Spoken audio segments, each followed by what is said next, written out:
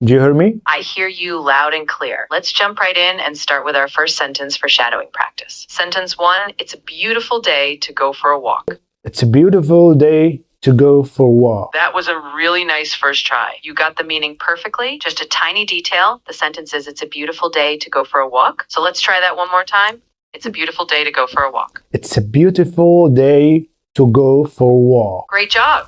عملت لكم جي بي تي. فكرته الاساسيه ان هو يحاول يخليك تتعلم ازاي تشادوينج ورا الشخص. فكره في الانجليزي لما بتيجي تتعلمه اكتر حاجه بتبقى صعبه ان انت تتكلم بشكل كويس او تتكلم اصلا تبقى فاكر الكلام او كده تتكلم بشكل فلوينت. فانت محتاج بس تتدرب ازاي تمشي لسانك. شادوينج هو من اهم الحاجات اللي بتخليك تقدر ازاي تتكلم. ممكن تبقى عارف تفهم كويس ولكن مش قادر تقول الكلام. الاي اي ده هيقدر ان هو يساعدك. موجود على شات جي بي تي. تقدر تستخدمه. هتكون تلاقي اللينك تحت الفيديو. تقدر تستخدمه ان انت تعمل شادوينج. تتكلم اكتر وتسمع كويس اكتر الكلام وهو متصمم ان هو يجيب السنتنس او الجمله وبعد كده يكمل بعده لو انت قلتها صح. لو انت ما قلتهاش صح بيبدا يقول لك المشكله فين ويحاول يعدلها لك لحد ما تقولها صح. لو عجبك ما تنساش تسيب لنا تعليقات وتتكلم عنه في الكومنتس وتحاول ان انت بقدر الامكان تشترك معانا في القناه وتشترك معانا كمان في المجتمع موجود على تليجرام وعلى واتساب.